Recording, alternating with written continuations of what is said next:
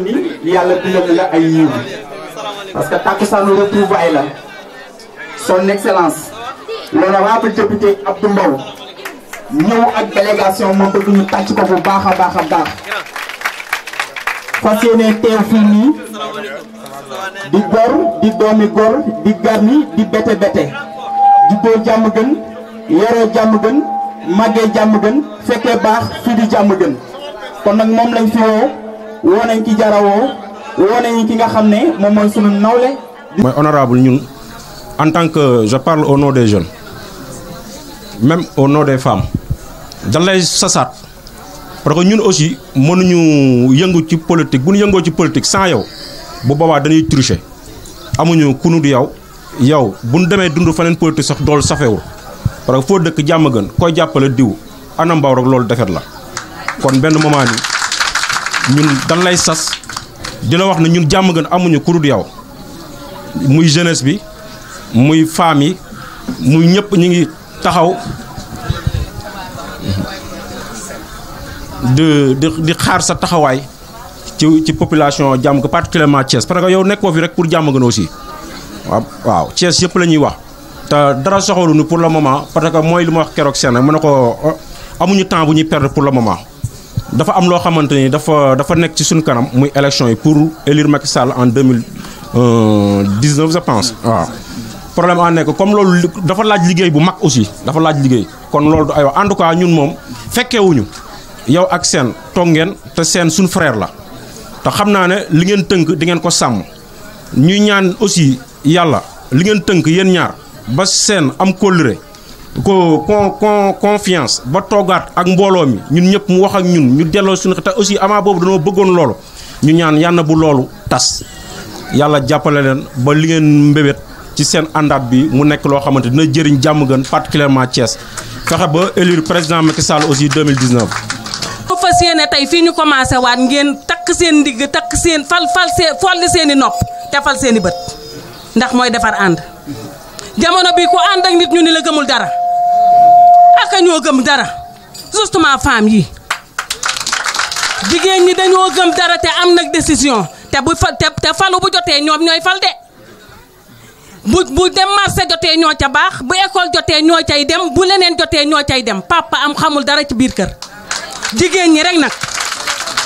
jigéen ñi rek ñooy jàmbaar yi ñooy taxaw takk seen digg yi bu élection jotee fajar la ñuy tëj seen i kër wala ñu togg dugal seen i frigo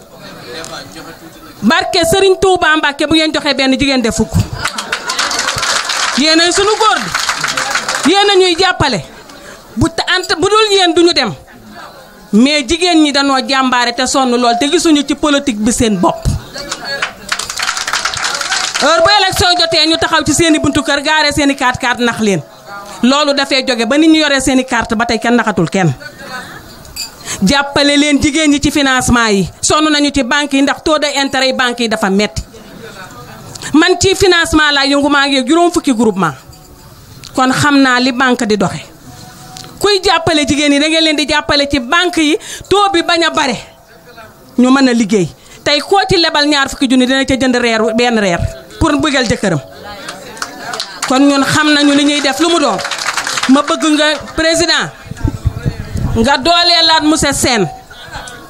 parce que monsieur Sène mii sans moom duñu dem kon ñun duñ la wax leen dañ la naan nga dooleel monsieur Sène parce que bu amee ñu am bu amul duñu am kon monsieur Sène tàllal nañ la loxo honorable député dama bëgg boo demee ci président ngay wax ko ne jàppale fa jigéeni Kees bañu ñu président de di nga gis sax kuy discuter ci président mais dafa xamul ndax nit ki su xamul te it nag ki nga takk ay bëtam mënta jaar fenn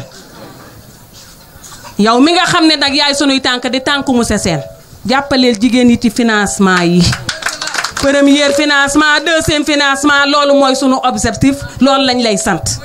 wasalaam. asalaamaaleykum wa rahmatullahi taala wa barakaatuhu. comme ni ko Mahmoud waxee maa ngi tudd Moussa Ndione dëkk R102 ci côté marché Xëlga nekk fa responsable di ànd ak liggéey Mouhamadou Lamine Sène. Permettez-moi d'abord de féliciter son excellence le président de tous les Sénégalais monsieur Macky Sall ak son premier ministre Mahammed Boun Abdallah Dionne ku dégg jërëjëf dangaa liggéey kon bu ma taxawee fii di féliciter le président de la République ak le premier ministre ak l'ensemble du corps gouvernemental daa am lu ñu def ma gis ko wala yu ñu def ma gis ko boo ñëwee koñ bi nga xamante ni fa laa dëkk di R102 grande mosquée bu fa nekk ñu ne ko grande mosquée de R100 li may wax nii dama toog ci biir jumaa ji ñaan ko ma ne yal na naa am occasion ba jàkkaarloog ndaw président Macky Sall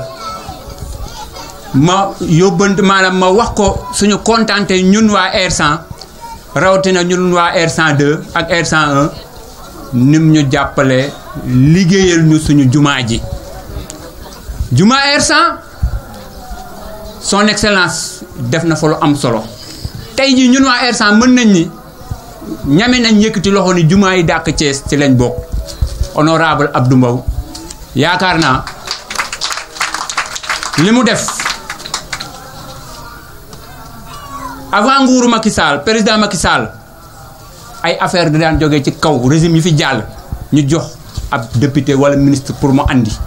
ñu jaarle ko feneen mais keroog bi président defee ànd ak premier ministre am teg ko ci loxoom keroog mu andi 20 tonnes ciment bu ma juumul wala mu ëpp ko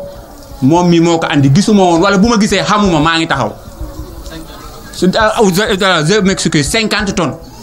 ak enveloppe bu takkoo takku tey jumaa R100 ku fa julli ñaan mu nangu ndax rafetaay kon honorable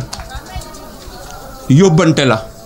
xamalal son excellence ni waa R100 kontaan nañ ci moom honorable bis bi dafa ala dawme te yaa def li tax mu ala dawme parce que lii nga def nii son excellence leneen lu ko waay defal te du lu dul lii safu ko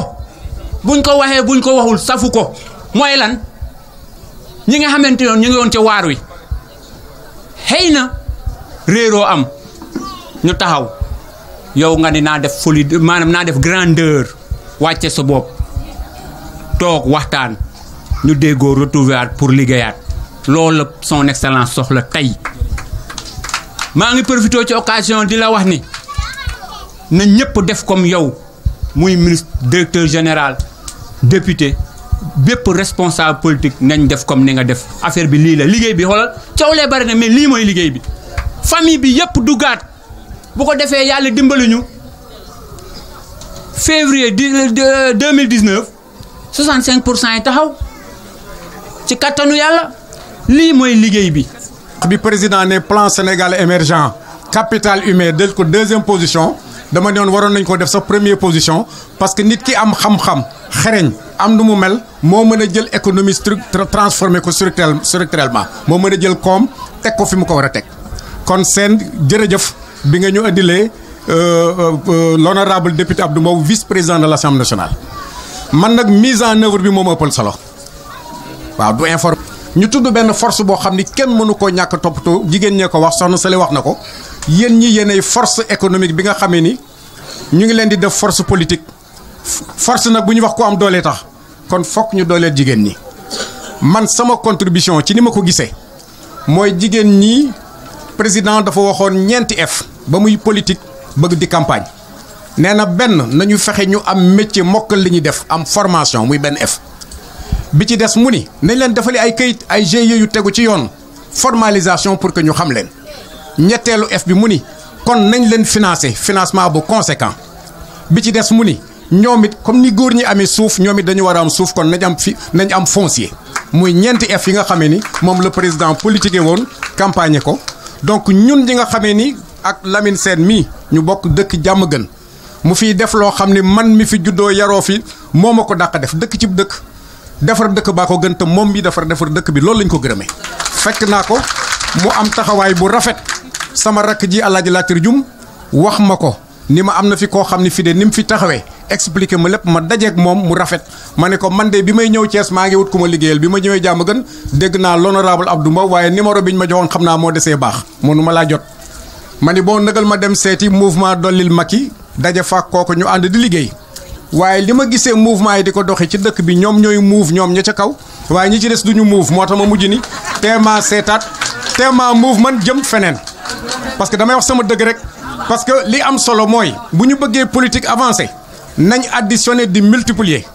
te moytu di soustraire ak diviser mooy ñeenti opération ñu jàngoon école primaire moo tax loolu aussi c'est important que ñu xam ni bu fekkee ku bëgg a jàppale Macky Sall rek di dem benn war nga ko jàppale ci njabootam gii ñu am lu ñu man am lu ñu xam am lu ñu def pour mën a doon force politique bu koy jàppale pour que moom mu mën a gagner li muy gagner te loolu mën ngeen cee dimbale ñun liñ la ciy jàppalee mooy expertise la ñu boo xam ni la xew ministère de la formation xew ci yeneen i ministère niche d'emploi yi nan la ñu mën a def pour que ñi am liggéey man li ñuy def loolu ñun mën nañ cee jàpp guddi ak bëccëg te xam naa ni seen mi am na lu mu ci tàmbali woon mais jigéen ñi soxla nañu transformation céréale locale soxla nañu mën jus soxla nañu mën savon soxla nañu mën teinture bu ñu paree soxla nañu marché ba bu ñu paree loolu lépp war nañ leen ko mën a organiser ci gestion bu rafet loolu mën nañ ci taxaw bi may ñëw nag dama ne woon yëf yi duñ ko yemale fii parce que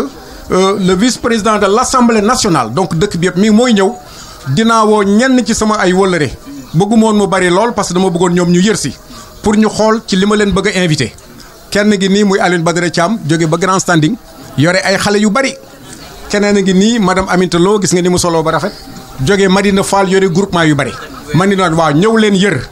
waaw ma ko chaque weer yu mag ñëw leen yër loo xam ne buñ ca àndee liggéey dina jëmee dëkk bi kanam dina tax aussi résultats yi ñu bëgg ñu am ko ndax lu ñuy def lu ne dañ koy waxtaane parrainage bi dafa soxla waxtaane capacité pour xam nan la ñuy bind ci feuille yi pour ñu bañ koo rejeter xam lan lañ ciy bind kan lañ koy bind du feuille bu ñuy sànni nit rek jox ko mu bind te duñu xam la muy bind lan la donc buñ ko bëggee assurer garantir ko mu xam ne la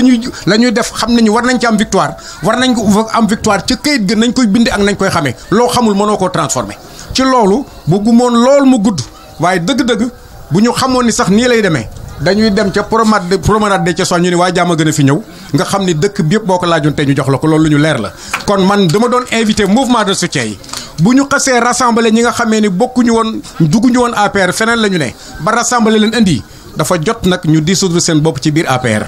te loolu disposition la boo xam ne maa ngi la koy suggérer te nekk nañu ci disposition loolu aussi ñun ñu dugg ci moo taxoon ma di woon vice président gannaaw ba ñu gërëmee seen gërëm jigéenam ñu yanj yi ak sama dëkkandoo yu rafet yi ak xale yu góor yu baax yi ak sunu mag ñi vraiment loolu laa ci bëggoon a sànni tuuti rek. yàlla dàq la ñu saytaane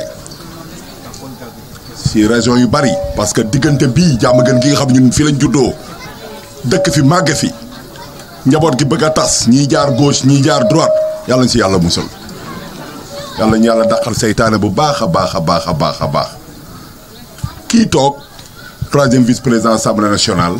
c'est la 6e personnalité du pays tey lu nit soxor xam ne yàlla jox na ko cër ndax bu may wax si Abdou Mbow def naa ni damay sant suñu borom ndax lan Diamaguène la dëkk tey boo naan Messi sa Argentine la muy fubal dañ ñaan doomu Argentine la wante nag Abdou Mbow mooy suñu Messi lu nit soxor billaahi wallaahi taalay loo soxor war koo mën a denc xam ni 3e vice-président Assemblée nationale Diamaguène la yeewoo ak foo mën a far nag ndax nag ñun jullit ñi bu dëj amee Abdou Mbow mooy teew Abdou Mbow ngay gis lu mënta am Abdou Mbow ay taxaw 3e vice-président Assemblée nationale ñëw si biir quartier bi taxawu askan bi taxawu gor ñi taxawu jullit ñi ñeneen ñi gars yi di faral yëpp gisoo leen demuñu dëj demuñu ngénte demuñu takk dimbaliwuñu doomu aadama non jullit ñi laay waxal de wax leen rek te yàlla tax muy góor ñi julli jàkkat jëlewu leen asalaamaaleykum ba dégg ñu ne kaa leen ñu ñaanal diw ak diw Abdou Mbow rek ngay dégg wala Mbaye Diouf si jigéen ñii gisagu leen fi kenn ku fi nekk beneen politicien boo xamee ni mën nañu wax ne si quartier bi xew la naa mu ñëw teg fi tànkam kon nag nit ñi ràññee leen xàmme leen xam ne nit loo soxor xam ne seen doom seen dëkkandoo seen xarit seen fawandoo muy fawandoo gi yéen ñu war koo mën a jàpp te yàlla rek nag tax man wax ba waxi politique de Abdou xam nga tax ma jàpp ko daa dëkk Diamaguène rek billaahi wallaahi taalaahi defaluma dara loo xam ne lu dul yëg buy def dara ne ma mag teraanga as gor benn yoon la lay doy gor laa la wax de benn yoon rek la lay teraanga di doy wante tey wax fii suba wax fii wax fële yàlla nañ ci yàlla musal Mor Lamine Sène tey ma leeral leen loo xam ni ma mel ne kii professeur la du sama xarit de da doon jàngal samay doom ma ñëw fasanteeg seen kóllëre boobu politique taxul mi ngi nii toog muy jàngal samay doom di teral samay doom di leen wutal xam-xam ba yàlla suturaal ma samay doom di jàng mu leen di encadré ba politique ñëw sama Pape Mbaye Diouf ne ma buubu nit du soxor sa rakk Abdou Mbow mun de politique dem leen ngeen jàppale ko bi ñu dikkee Moustapha Sakho mii di sama rak ak Makhtar ma ni leen ñu dem kër Abdou Mbow nañu seen laa fi teg bi ñu ñëwee ñu seet si seen kon kii jël nañu dem leen si seen branché ñu ma ni leen nit ma ni Moustapha mi mun naa ma ni ko teel seen ak fukki loxo ndax jàngal na samay doom te Abdou Mbow moo wax ni seen la fi teg dem leen ngeen ànd ak moom moo ko sama njaboot te loolu mooy ànd Abdou dama lay wax benn baat rek jàmm gën rek la ñu am amuñu lu gën a foor jàmm gën te li ngay taxaw si diine di ko taxaw si ngor di ko taxaw si jullit ñi foofu nga ko teg rek foofu la 100% mënoo ko am de am na ñoo xam ne boo doon def àddina ak lii si biiram seen noon nga bëgguñu ko tekki bëgguñu ko baax ndax soxor wax lu leen wóorul kon loolu dañ lay santaat bu baax rek nga gën a def te yàlla tax loo mën si école bi loo mën si mbedd yi loo mën si jigéen ñi loo mën si xale yi dafa rek te yàlla tax ndax dama dégg benn kàddu booy wax boo xam ne wu tax nga neex ma doo jëw Abdou man du ma la sosol du ma wax lu dul dëgg musu ñoo toog ba Abdou Mbow tudd Mor Lamine Sène wax lu ñaaw du ko nangu sax billaahi wallaahi taalaay gor la xale la jullit la nit ku baax la seen doo toog ak moom ba mu wax la si Abdou Mbow lu ñaaw kon ñun bu ñuy dox pour ñaar ñii retrouver wu ànd te yàlla rek tax kon maa ngi gërëm soxna su baax si Ndeye Sène jigéen moo yor kër nga uuf sa njaboot ñëpp di ñëw guddeeg bëccëg di la fekk si kon bu ñu taxawee fii foog ñu sant la may wax Mor Lamine lépp loo mën si lu baax si quartier bi ànd ak gor ñi ànd ak jullit ñi ànd ak nit ñi pour président Abdou Mbow am ndam si kanamu Macky Sall ki naw leen ñoo ngi ñaan yàlla bul gestu de bul xool fenn fudul ñu jëm kanam rek ana Moustapha Diouf kaay Pape Mbaye Matar Mbuub kaay leen Mor Lamine Sène jógal taxaw nii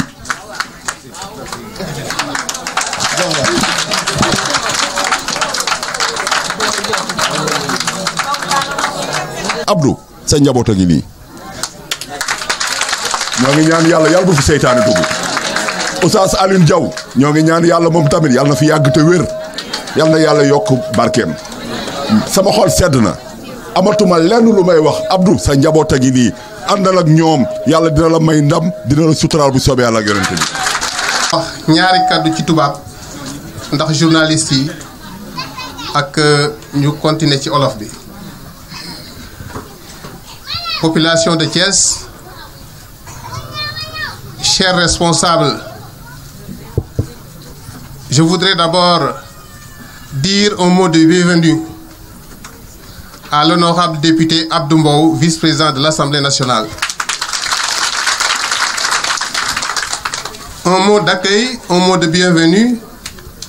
mais également un mot de remerciement. De remerciement en ce que beaucoup d'eau a coulé sous les ponts. Les commentaires sont là, mais naturellement les faits sont têtus. Il est évident qu'en politique, seules les montagnes se rencontrent. Abdou, il a été mon frère. Nous avons traversé le désert ensemble. Nous avons eu le pouvoir ensemble. Nous avons eu un compagnonnage ensemble. À un moment donné, une incompréhension s'est installée. Nous rendons grâce à Dieu qu'en si peu de temps, nous nous sommes encore retrouvés. Aujourd'hui, c'est le temps de la réconciliation. Mais je dis non, c'est le temps de l'engagement. De l'engagement parce que nous nous déterminons encore une fois à vos côtés, aux côtés des militantes et militants de l'Alliance pour la République et de la grande coalition Benno Bokk Yakaar, à engager le combat de la réélection du président Macky Sall dès le premier tour en février 2019. Le plaisir est immense. Immense parce que j'ai eu au moins la chance d'être à mes côtés, d'être à vos côtés et de voir jusque-là les mêmes têtes qui m'accompagnent. Je voudrais en profiter pour remercier ces vaillantes dames. Je voudrais en profiter pour remercier ces jeunes qui sont là debout. Parce qu'en réalité, un frère l'a dit tout à l'heure, la politique, c'est d'abord une jeunesse dynamique. C'est ensuite un mouvement de femmes engagées. Nous l'avons, c'est pourquoi j'ai l'honneur de dire et j'ai l'espoir d'envisager à vos côtés une victoire éclatante aux prochaines élections. Honorables députés,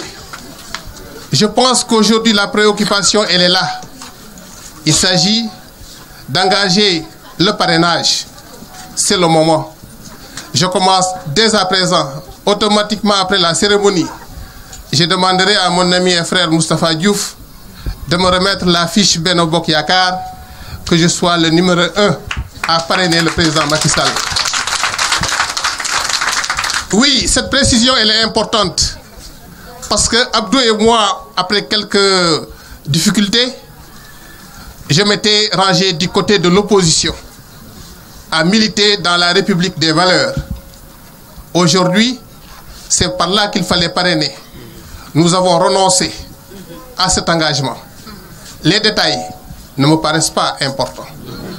Ce qui est important aujourd'hui, c'est que nous sommes tous des hommes libres.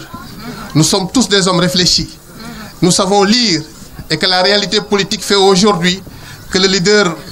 de Benno Bokk Yakaar, le candidat du Benno Bokk Yakaar, le président Macky Sall, il est le meilleur profil pour l'émergence du Sénégal. mbooloo mi kaddu olof yi kaddu cant la ak ngërëm. Damay tàmbale d'abord di dalal honorable député Abdou Mbow di koy naan honorable da nga ñëwaat sa kër. Yàlla dafa defoon ñu tàmbale di ànd di liggéey tollu jamono seytaane dox ci diggante bi réeroo am wax ji bari lool nag wax ji bari lool waaye nag man je suis resté le même ma ne ko wax ji lu muy bari bari wax ju ñaaw dekkul fu mu jëm daa am fu mu jóge fa la fekk baax. Yàlla sutural na ma aussi te loolu maa ngi ciy gërëm samay waajur ndax yar dafa am solo ci doomi aadama. Man niñ ma yare mooy muy ci koñ bi muy ci rajo muy ci télé ku ma laaj sama diggante ak Abdou Mbow damay naan duma ko xarab parce que bu dee benn bés defal na ma ko muy teraanga. Kon réero bu amee ñu dox ba àndaat tey man bés bi tey jàppewuma ko bésum juboo dama ne bésum engagement la bésum pas-pas la pour que li nga xamante ne moom lañ fas yéene def ñun ñaan yàlla mu may ci ndam. Da ngeen ma may ma sant cant bu amul ab jigéen ñi ak jeunes yi ndax métti woon na lool de métti woon na lool ndax ba li am amee ba fii ma toog nii ñama tàmbale woon liggéey ba tey ñu ngi nii toog amu ci kenn ku wàññeeku.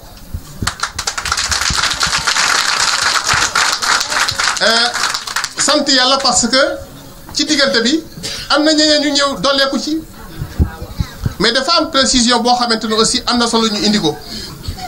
dañoo nekkoon di liggéey ak Thierno Alassane Sall ci République des valeurs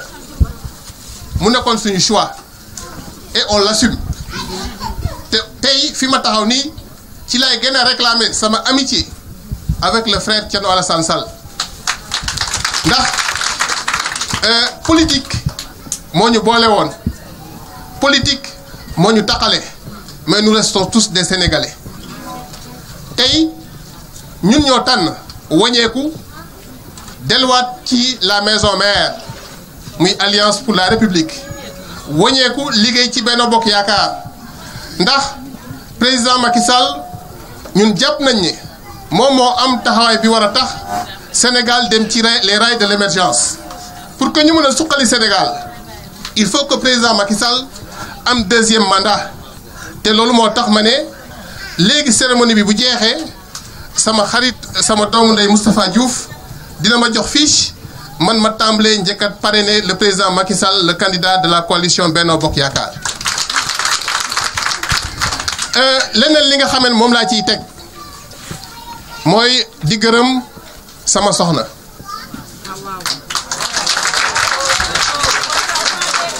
non faw ma gërëm ko xam ngeen lu tax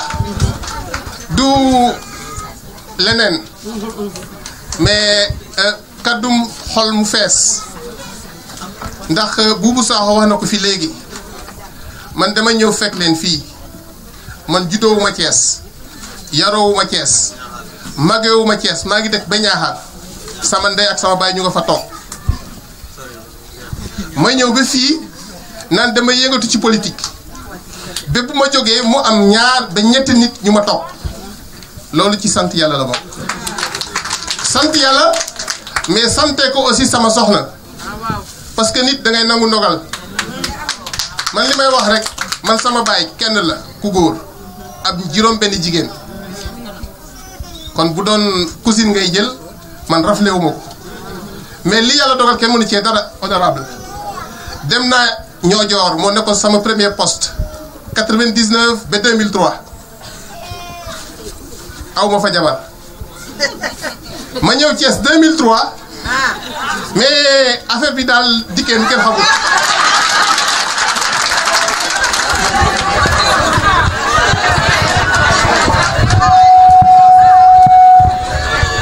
alors loolu moo tax ma ne xam nga li ñu naan ku nekk am nga sa Kumba Gajaga waaye man am naa Kumba Gajaga nag te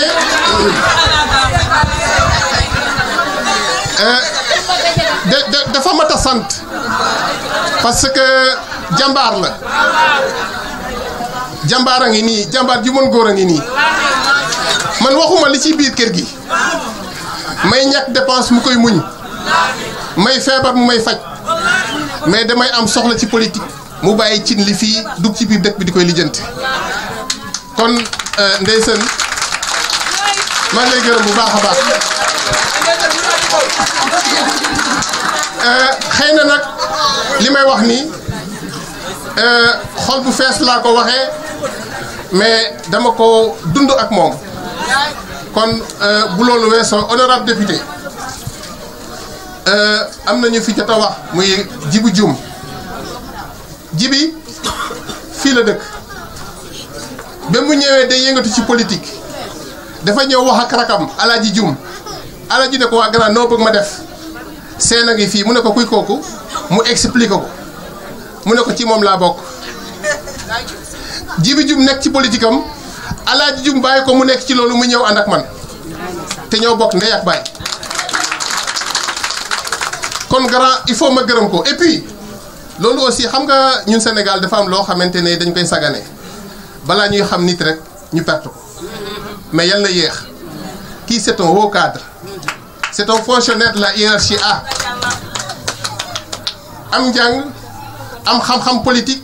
te il est engagé pare na bés ni ki tey pour ñu ànd ñu ñëpp liggéey pour l'intérêt du président Macky Sall pour l'intérêt de l'honorable député Abdou Mbow di gërëm mon frère Moustapha Sakho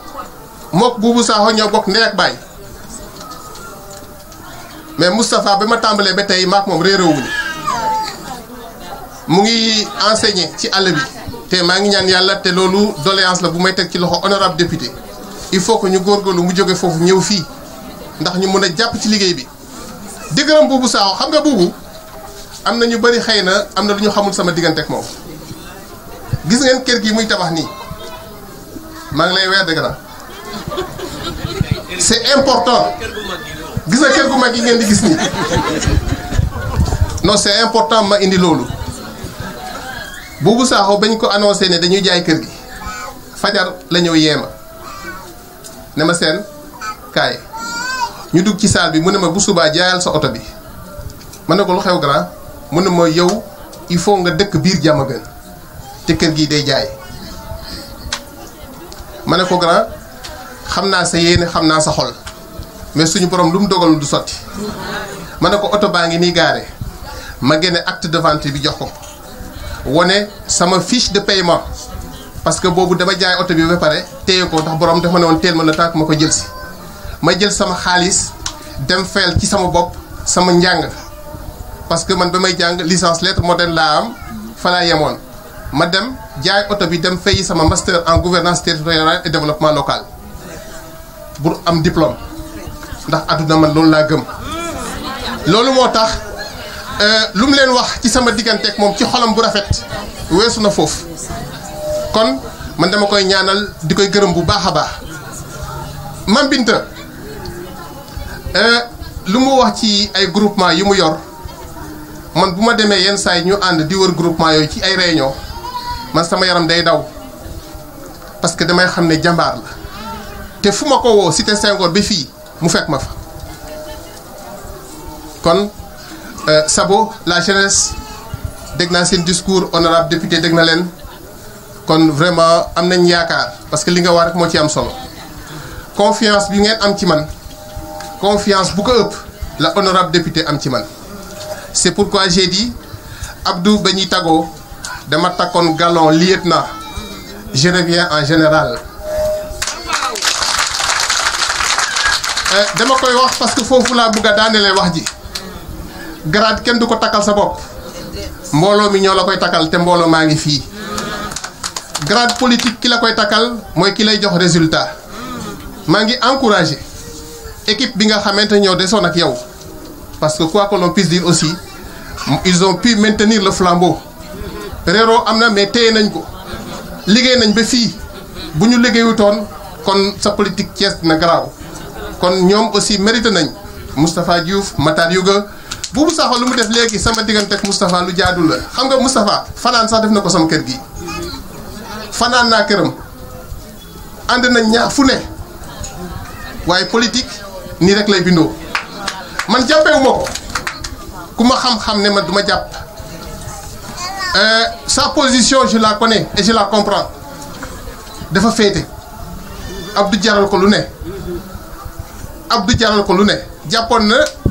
man jàpp naa ne bés ni ki tey li ma jàppoon bàyyi naa ko bàyyi na ko tax Boubou Sakho lu mu seede léeg-léeg li ca des mooy dañuy ànd liggéey aussi ma dalal xelu militant yi delluwuñu kër Abdou Mbow pour ñu naan waa kër seen yi ñëw nañu waa kër Abdou Mbow a ngi ne bu ñu amee réunion waa kër seen yi toogee nii waa kër Abdou Mbow yi toogee na le loolu nañ ko gas suul parce que man xam naa esprit bi loolu nañ ko yëkkati teg ko fële benn leader moo fi nekk benn responsable moo fi nekk c'est l'honorable député Abdou Mbow lenn li ci des on va travailler en équipe man je l'ai suggéré au président Abdou Mbow ba ñu waxtaan suggéré naa ko te je peux dévoiler ça ici nee naa ko woy bi doon woy ay seen coordonnateur Abdou Mbow lii ak lii loolu teg naa ko ci suuf dañuy travailler en équipe collège lay doon amul seen lii Binta Fall lële kee lële loolu dama koy yëkkati teg ko ci suuf collège lay doon ñu àndum nawle liggéey mu am ndam ndax xam naa ne du moom mooy def la woroo ak li ñuy waxante lenn rek la il faut aussi que ce soit clair et je le dis à l'endroit de la presse parce que le plus souvent boo dundee ci opposition wañeeku ñu ne ah sawaay milliards yi dugg nañ Thiès kon sawaay jox nañ ko xaalis bu bëri. wala am na dossier yu génn. wala am na dossier yi am na dossier d'intégration fonction publique man déjà je suis professeur fonctionnaire fii ba 60 ans Macky mënuma tere fee yow kon dawuma loolu pour àndaat ak Abdou Mbow c'est important ñu indi précision yooyu c'est important ñu indi ne lii ngeen gis fii ci bâche ak ay chaise Abdou Mbow a ngi nii xaaruma ko ci leen kon c'est un engagement citoyen c'est avec conviction qu'on se retrouve léeg-léeg la ca des nag Abdou mooy gaal gaa ngi nii nañ jëw te dem jàppi jën yi jox askan bi maa ngi leen di gërëm di leen di sant. jërëjëf maa ngi sant ñëpp di sant ñëpp di wax ne alhamdulilahi rabil alamin di nuyu ñëpp di tàmbalee ci monsieur Sène di ko nuyu di ko sant balaa muy ñëw ci ñe nuyu aussi ñi nga xam ne ñoom laa àndal ñëw fi muy ñoom grand Pape Diaw di grand Pape Diallo ànd aussi ak Ousseynou ak Assane parce que dañuy bañ ñu ne moom de ñëw na ba fee sax ñu ma àndal sax xamu leen donc ñoom El Hadj Fall di nuyu jigéen ñi ñoom Maguette ñoom Binta Fall ñoom Oumou Fall ñoom Aïda Sall ñoom Ndeye Soukay Gueye donc ñi ma àndal ñëpp di nuyu ñoom Moustapha Diouf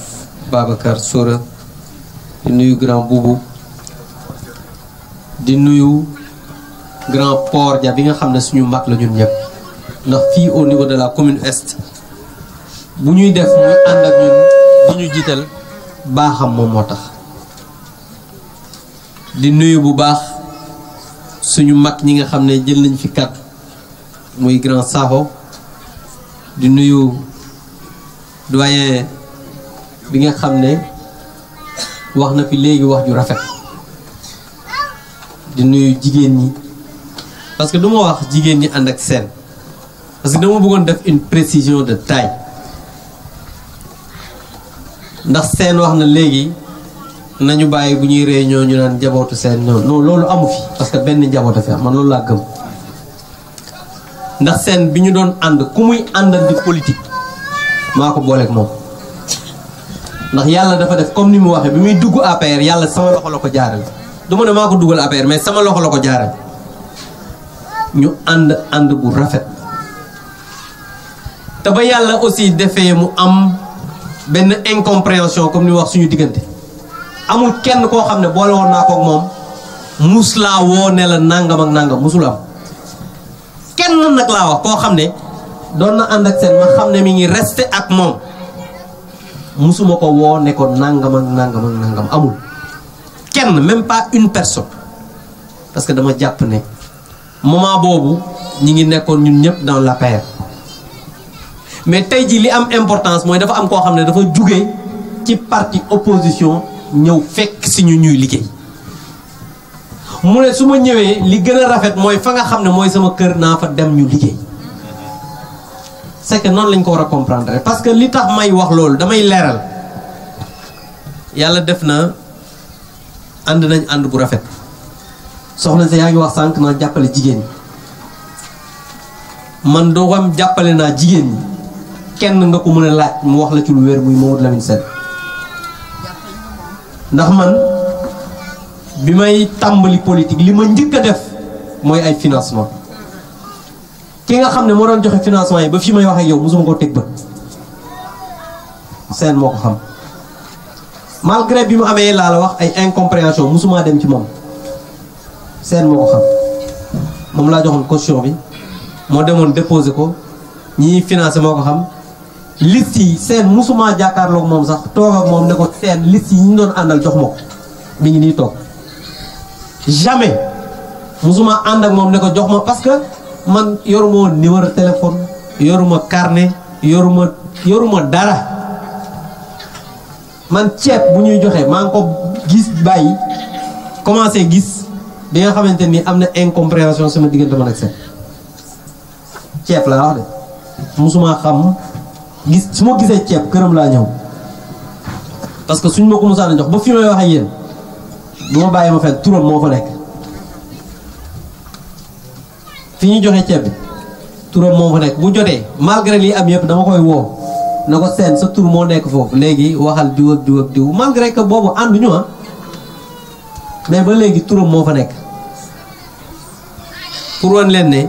man dafa am yu bëri yoo xam ne ni moo intéressé nit ñi intéressé wu dafa am yu bari la nit ñi wax yëguma ko Mamadou Lamine Sène mosuma dugg ci koñ bi te njëkkaw ma ci këram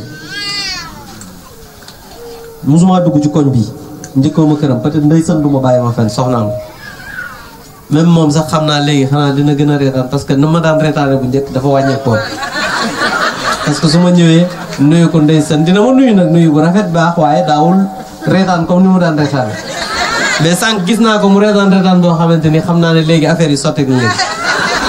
donc di wax ne il faut que ñu xam ne àdduna nii lay demee da ngay gis ay nit ñu bokk ndey ak baay nekk ci biir kër toog diir du ñu tuddante des fois nga jékki-jékki yow sa soxna ngeen nekk biir néeg su nit ñu toogee ngeen waxtaan su guddee ku nekk gon sa bopp moroom ginnaaw su ngeen xëyee daal di jëwaat dem day am àdduna demee noonu mais su amee na nit ñi wax lu rafet parce que bu wax ju ñaaw bari woon tey peut-être amaana taxawaay bi du rafet xam nga seen mi ngi wax sànq ne musul wax ci man lu ñaaw ñemewu ko parce que sequma ko moom man mii mënuma wax ci moom lu ñaaw parce que sequñu ko pour lan ñuy wax lu ñaaw pour lan ñu koy def ci élection législative man ak moom dañoo daje ci bërëb ñu waxtaan peut-être mën naa ko wax fii mu ne ma man de suma sañoon ñu ànd liggéey mu ne ma waaye maa ngi ànd ak Thierno Alassane Sall te nit soo àndee ak moom ba mu nekk ci jafe-jafe nga bàyyi ko dañuy wax jàmm nga moom Mamadou Lamine Sène mu ne ma donc je préfère ak lu mu mënti demee continuer ànd ak moom lu ma am jël ama loolu aussi gor moo koy wax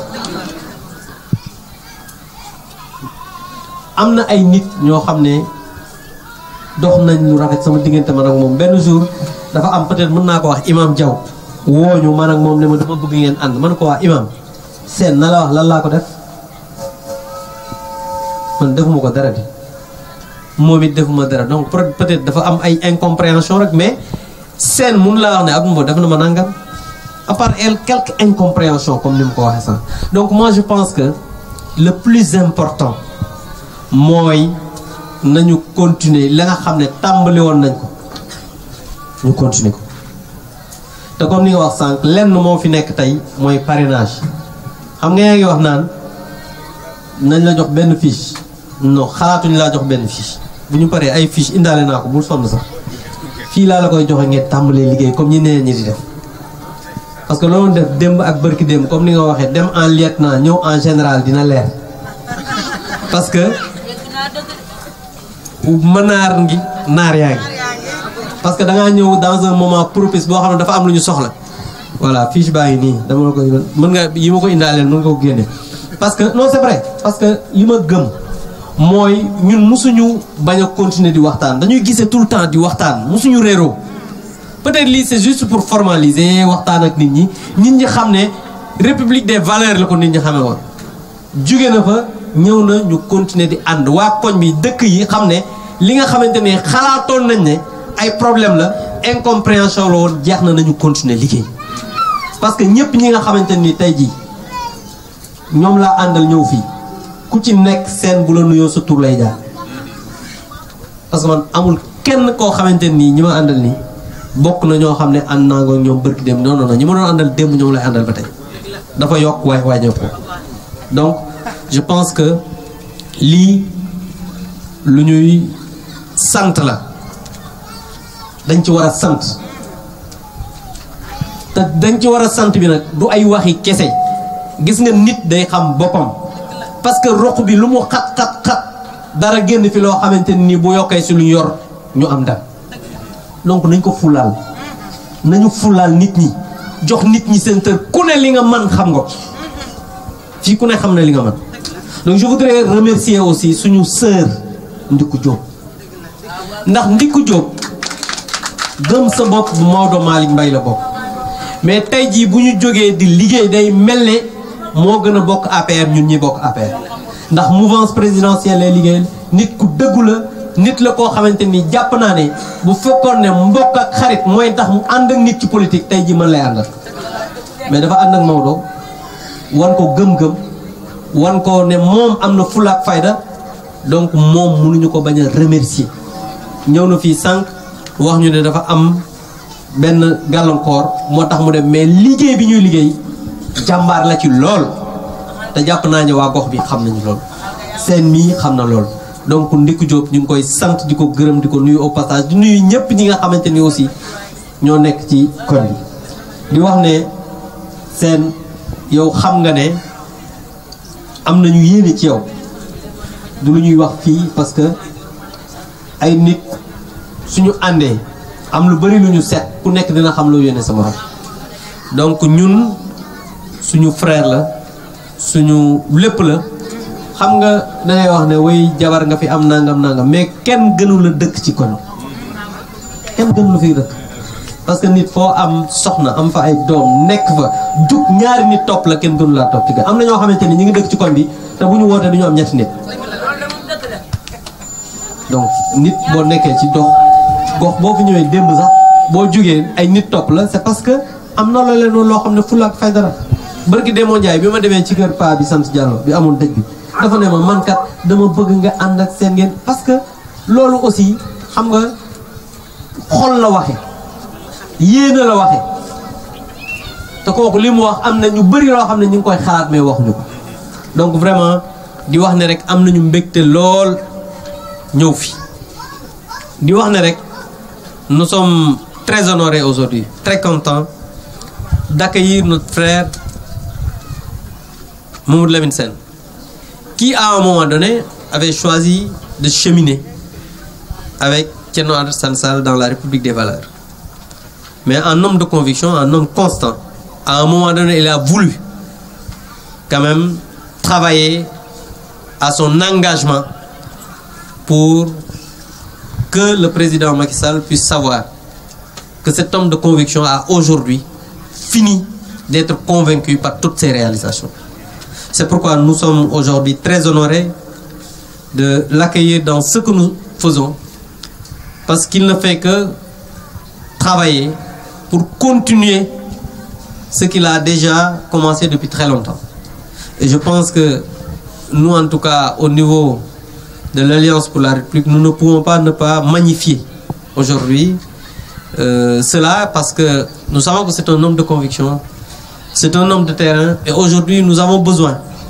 des hommes qui travaillent à la massification de la mouvance présidentielle. Parce que le président de la République l'a dit, nous ne devons pas aujourd'hui nous limiter